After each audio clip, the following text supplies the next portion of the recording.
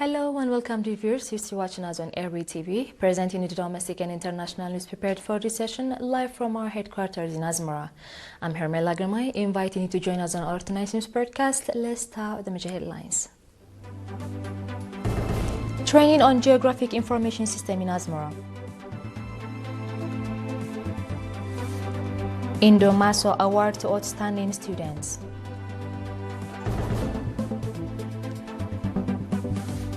U.S. President Donald Trump says the U.S. has begun major combat operations in Iran.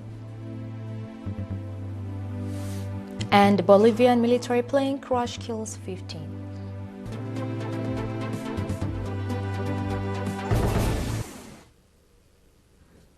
On our domestic and brief.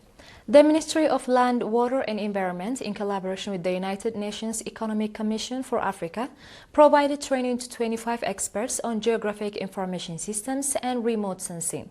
The trainees were drawn from the Ministries of Land, Water and Environment, Finance and National Development, Mining and Energy, Marine Resources, Agriculture, as well as the Forestry and Wildlife Authority, National Statistics Office, Eritrea's Cartographic Center, and regional administrations.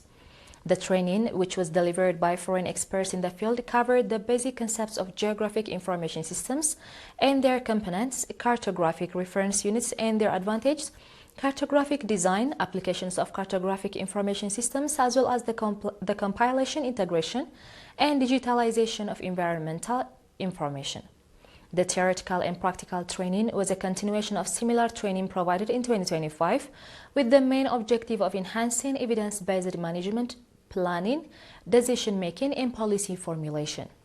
Speaking at the occasion, Mr. Tesfaye Ghebreselassie, Minister of Land, Water and Environment, stated that the training provided to experts from various ministries and institutions will have significant contribution to the coordination of geographic information and to decision-making processes.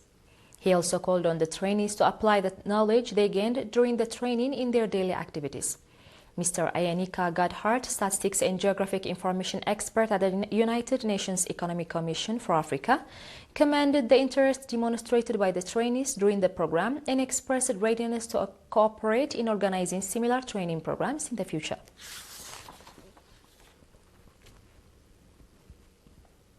The Indomaso Award has been presented to 1,203 outstanding students, including 48.6% female students in the southern region who scored over 80 points in the 8th grade national examination. The award is being presented for the 11th time at the regional level. At the ceremony organized at Mandefara Stadium on 27th February under the theme Our Armor, Knowledge, Our Objective Development, it was reported that the subzones of Mandefara, Dek Amhara, and Addukhala ranked first, second, and third by producing 235, 223, and 170 outstanding students, respectively. The Warawa Junior School also produced 124 outstanding students. Noted that encouraging outstanding students with a view to enhancing students' competitiveness and the teaching-learning process is given utmost attention. Mr. Girmay Gebru, head of the National Union of Eritrean Youth and Students branch in the southern region, said that the secret to students' success lies in the individual effort of the students as well as the follow-up of parents and the role of teachers. He also congratulated the outstanding students. Mr. Heptesgi Kirana, head of the Education Office in the South Zone, indicated that the Indomaso Award will make a significant contribution in motivating students to strive for higher achievements in their future educational careers. He called on the awardee students to work hard for better outcomes.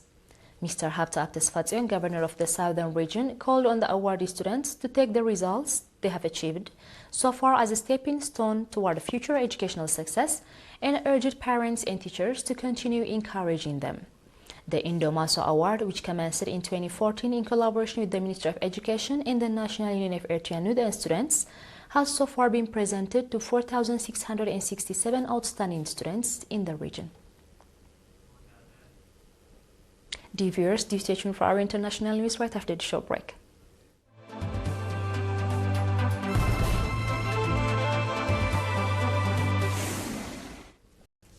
Welcome back. Iran says it has hit U.S. base in Bahrain as it launched strikes across region. Iranian forces say they have struck a U.S. naval base in Bahrain as Iran launched strikes across the region in retaliation for the massive and ongoing attack against it by the U.S. and Israel. Huge plumes of black smoke were seen rising from an area near the headquarters of the U.S. Navy's Fifth Fleet in Manama, Bahrain. The extent of any damage is nuclear and the U.S. has not commented. Elsewhere across the region, the United Arab Emirates, Qatar and the Kuwait, all home to U.S. military bases, said they have intercepted missiles in their airspace. In Israel, sirens were heard across the country after the Israeli military said it had detected an incoming Iranian missile barrage. The Defense Ministry of the United Arab Emirates said in a statement that the country has been subjected to a blatant attack involving Iranian ballistic missiles.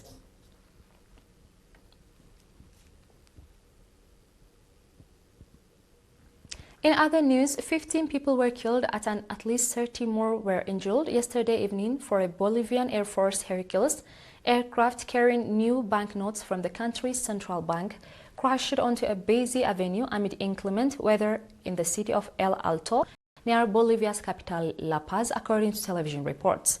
The military aircraft had departed from the city of Santa Cruz and crashed after landing and skidding off the runway onto the neighboring avenue, according to local authorities. The El Alto International Airport was temporarily closed following the crash, National Airline Bolivia, the aviation said in a statement, adding the aircraft involved in the accident didn't belong to its fleet.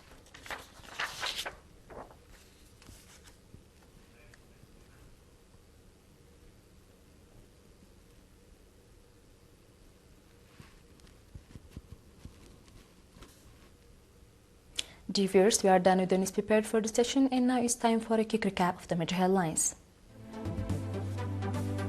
Training on Geographic Information System in Asmara. Indomaso Award to outstanding students.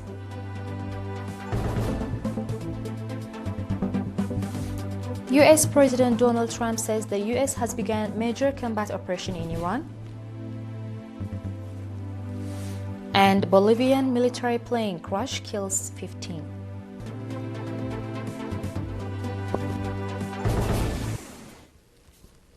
Ladies and gentlemen, that was all for tonight. Thank you for having us and have a blessed one.